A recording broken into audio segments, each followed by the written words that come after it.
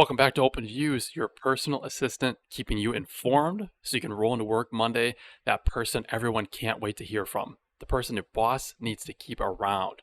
In addition to that, being our Sunday edition will help you recharge with some comedy and some deeper editorial segments. We have another assassination attempt on Trump. We have the meats, the fat, moldy meats. If you want to stay healthy, you don't want to miss that. We'll talk a bit about world news, but first, am I racist? That's a question I think many of us are asking these days. I saw a movie this weekend, watched a little bit of this trailer, and I'm going to come back. Let's talk about this. If I'm going to sort this out, I need to go deeper undercover. If I want to be an ally, I need to look like one.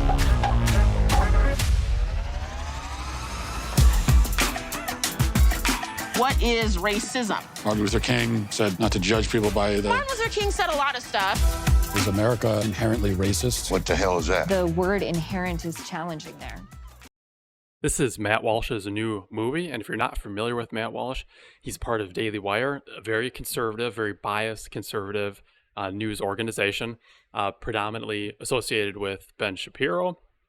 Ben Shapiro has a lot of good information. He's an interesting person. He talks really fast, way faster than I do.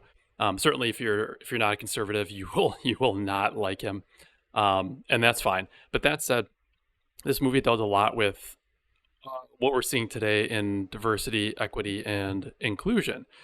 And in my opinion, it was a great movie.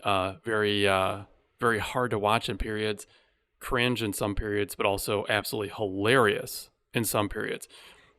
This was one of the few times in the past maybe 5 years where I was tearing up laughing. I mean, you just don't see comedy like that these days. But generally speaking, the movie is really touching upon how in modern day, and it's something that I think we should really consider, if we treat everybody with respect and we care about our fellow humans, we're going to get along. When we focus on race and we focus on thinking we're racist and we create that division, that's exactly what we wind up with. That's where we look at people of different race in a different way and we don't get along. So I think the real heart of the message is just treat people with effing respect and you're gonna have a good time.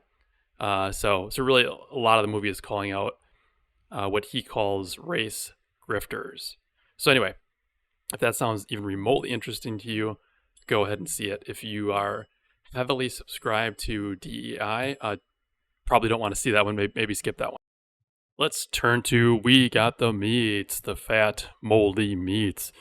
The Boar's Head facility in Jarrett, Virginia, was a source of a deadly listeria outbreak reported by the CDC in July. At least 9 have died and 57 have been hospitalized in over 18 states. It's the largest outbreak since 2011. 7.2 million pounds of deli meats had to be recalled. Think about that. That's like 12 Boeing 747s. That's like the entire almost population of Springfield, Ohio. All of Springfield, Ohio is recalled. Got to take it back. They got listeria, bad meat. Pretty disgusting. They used to be the premier brand of lunchmeat, and now I don't think I'd ever touch them again. But yeah, there's sanitation failures, mold, insects, meat residue buildup. Looks like there's been reports since August of 2023. 69 instances of non-compliance with federal regulations, according to the USDA. Discolored meat buildup, beaded condensation on coolers, and clogged drains. Oh, completely disgusting. This is almost worse than watching Dana Bash discuss anything with anybody. Gross. So yeah, maybe stay away from Boar's Head. Maybe stay away from lunchmeat altogether. I don't know. Speaking of staying away, it sounds like Trump should just stay away from outdoors. So a second attempt on his life has been made. So this occurred on September 15th near the Trump International Golf Club in West Palm Beach, Florida. Gunshots were reported in the vicinity while Trump was playing golf. Luckily, no one was injured. Trump was quickly moved to safety by the Secret Service. From what I understand, the shooter had an AK-47 pointed through maybe a chain-linked fence, something like that, and the Secret Service shot this person. So far, at this point, whether that person shot at Trump first and the Secret Service shot back, or the Secret Service noticed this person and shot first, I don't know. But it sounds like the Secret Service was playing around or walking around or a hole ahead of Trump and noticed this. Kind of scary. Speaking of scary, they're in a very similar situation in Venezuela. In July, there was an election, and the current president, Maduro, probably saying the name wrong, won the third term. The guy who lost, Edmundo Gonzalez, insisted that the election was stolen. Eerily similar, right? So after Gonzalez lost, Edmundo accused Gonzalez of terrorism, falsifying information about the election, and the end result is Gonzalez fled Venezuela. I don't know. I'd assume they were going to execute him. It was bad enough where he had to leave the country. So very similar to what was happening with Trump. But luckily, in America, Trump can move around without having to worry about these kinds of things, without having to worry about that. But in a weird sense, a little bit of what some Democrats were trying to do with Trump, all these indictments, some, like the 3 that were thrown out of court, seem a little ridiculous. And I am by no means a pro-Trumper. He was absolutely terrible in the last debate. But regardless, he should at least been able to say he had concerns about the last election. Anyway, back to the Venezuelan piece. The U.S. apparently does not like the current president, and claims by Venezuela anyway are that the CIA sent a covert operations, sent an ex-Navy SEAL to assassinate the president, and clearly failed, as Venezuela found this person. This is real some James Bond type shit right here, where the U.S. government, I think, is basically saying like like It's Always Sunny in Philadelphia, we don't know this man. So a little bit crazy that another attempt on Trump's life. Love him or hate him, I don't really care. I mean, to be quite honest, in this next election, we have a choice between shit and piss. So whatever, call it how you want to. But he should be allowed to run. He should be allowed to live. So pretty crazy. Talking about crazy, the conflict in Israel gets worse. This is bad for basically the incumbent Kamala Harris. So Iran launched missiles into Israel. Luckily, it seems like nobody was hurt in the process, but this is an escalating conflict. So Israel says that they're going to retaliate on this. So instead of getting closer to maybe negotiations, closer to ending this issue, it seems like it's expanding. So unfortunately, not a good course of events here. Let's switch from not good to good. Here we have Bill Maher, and if you're not familiar with him, he's I'll say I like him at times. He's a so-called comedian in some respects, political commentator. He's done a lot of things. He's been around for a long time. He used to have a show called Politically Incorrect. I like the idea of that. He may at times have even gone too far for me, surprisingly. But anyway, here he's talking to Al Franken, who had political office in Minnesota. He was also a writer for SNL back in the day. But here, Bill Maher, a liberal, talking with Al Franken, a liberal. Bill Maher doing a great job of calling out some of the hypocrisy on the left. So great job. I give these leftists some credit for really, kind of saying, hey, you know what? Let's own some of this and let's call it even on both sides. So watch this clip. According to Trump, he thinks China pays the tariff. Best Buy pays the tariff. Why doesn't it work the same way? Why isn't it a bad idea when the Democrats are doing it? I think that well, They would be in that very, case, very... damn it, Biden's wrong. There you go. Was that so hard? Let's not play team sports. Let's play truth. Good on Bill here. I feel like it's a major issue in America today. Too many people playing team sports on both sides, and it's really sad. That's honestly one of the reasons why I started this channel. So if you're excited about getting hit on both sides, keep coming to this channel. That is what I'm all about. I'm not saying I always do it, and if you disagree with me on something, you better put a damn comment down there below. You better do it right now. But good on Bill for this one here. So let's talk a little bit more. Bill talking about SNL, and I'm sure you're familiar with SNL, Saturday Night Live. They do skits, and especially when we're in an election year, they're going to do skits about debates. And so here, they're talking a little bit about how influential those can be. What role, if any, will SNL parodies of political figures play in the election? Will play a big role. They'll do a fake debate. I feel like it's interesting. It matters more when the politician isn't well known. Like, I don't know if SNL actually plays a big role if it's Hillary Clinton and Donald Trump, who everybody knows. But like, think about somebody like Sarah Palin. People actually believe that she said, "I can see Russia from my house," because they said it on SNL, and it's so believable. Like, people really think that happened. That's when you have power. We used to have a lovely lady, I'm still friendly with her, a Christian, and she said in 2010 something about she was a witch, or she used to be a witch, and she, for Congress in, I think, Delaware in 2010. Senate, yeah. Oh, the Senate, well, okay, right. Brought it up on this show. A week later, there was Kristen Wiig on a broom doing, it had passed up to that level where she was the witch flying in on the broom. I mean, it can move that fast, and that's... What do all of you think of that? That's something that bothers me as well. Don't really care about Sarah Palin, don't know what she's up to these days, but just that idea that SNL, for some people, maybe some younger folks, has this power where they can completely make something up. And for those that are a little bit older, maybe like me, 1,000 Points of Light, you might remember that. I don't think that was ever actually said, but it was on SNL.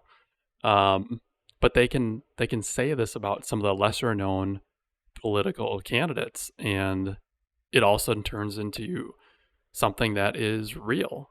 Not completely similar, but if you look back, Kamala Harris being the border czar, yes, she was responsible, just like Biden, for America as a whole and the border, but she, by Biden, was never called the border czar. So it hit the news on both sides, not just Fox News. It hit CNN, it hit a lot of different news organizations, and she got the title of border czar. So same here. I mean, SNL can say stuff in a joking manner, and people take it as if it's the truth. I would say, if nothing else, be better people, because I want SNL to say whatever the F they want. I want comedians to be able to say whatever they want. Personally, I'm not the hugest fan of SNL, because I feel like they're mostly one-sided. But I'm definitely for people being able to joke about and say what they want to say. So people, I think you need to be better and research, hey, does this person really say that? Let's joke about it, that's fine, but don't take it for gospel, you know? All right, let's switch gears. So here we have Tim Dillon. For those that don't know him, some people have called him the millennials Rush Limbaugh, in a joking manner. He's not really that serious when it comes to politics, but he does cover politics. He does talk about politics. But he's a comedian, I would say kind of a psycho comedian. He cracks me up. If you've never seen him, I recommend you go out and you watch some of his videos. He does a weekly program called The Tim Dillon Show. Highly recommend it. Very funny. In this case here, in the latest episode, he's talking about 9/11 and, maybe a little bit mean, a little bit rude, somebody's saying. But generally speaking, he's talking about how it was nice to be able to go places and not be bothered, in addition to how we were snowed a little bit about what really happened. So when you were young, if you're younger, when 9/11 happened, and I assume many of you were, we were told that these people hated us for what we have. But Tim Dillon does it in a very, very humorous way. So check out this clip and let me know what you think. Growing up at that time, we were all told that the people who did this hated us for our freedom because we had shopping malls and we had amusement parks and we had cool shit like video games, like Tekken 2 with the bear. Now, I'm just saying they didn't have it. And that's why they attacked us. You grew up. And then the only way to fix this was to go into their countries, decapitate the leaders. We believed it. I believed it. I thought it was a great idea. Give them Tekken 2. Who would fly a plane into a building if they had Tekken 2? So we learned that they actually didn't really want Tekken 2. They didn't. That the country of Iraq was 3 warring groups of people who hated each other and wanted to kill each other. And the only person that could really keep these 3 groups in check was Saddam Hussein, a dictator who, when one of them tried to kill the other one, Saddam said, "I'll kill everybody if you don't." Have you ever seen a mother at the end of her wits driving her kids around in a minivan and the kids are all fighting with each other? And the mother turns around and says some version of, "I'm going to kick everyone's ass." That was Saddam Hussein. If you ever needed a really stupid, ridiculous, but maybe funny explanation for some of what Saddam Hussein did, maybe for those that were involved in the military, you might not find it funny, but for the rest of us, pretty funny. Hope you like that clip. Let me know. Let me know in the comments. For our final segment, we have two great comedians actually here. Theo Von, if you haven't heard of him, he is a mullet-wearing... It's almost like when Larry the Cable Guy first came out, when you weren't sure, is this guy for real or is this a shtick? Theo Von, honestly, is another one where I still can't tell if he's 100% for real or if he's completely faking it. Amongst my friend groups, I feel like we say it's somewhere in the middle. But very funny guy. And then we have Bobby Lee, another hilarious dude. These two together. What I really like about this clip, and I want you to enjoy it and maybe use it as a recharge moment, is talking about politics in a very regular, normal sense. So instead of, "Hey, you're on the other side, F you, you're a piece of trash," having just a real conversation about, "Hey, kind of feel this way about it. I kind of feel that way about it." And then kind of rolling a little bit into freedom of speech. So let's start with the first clip here, and then we'll kind of roll into the second one. With this line of questioning, are you trying to get what my political affiliation is? No. Right? I ain't gonna tell you, dog. Okay. Yeah. And I have to say this. I'm in the middle. What are you?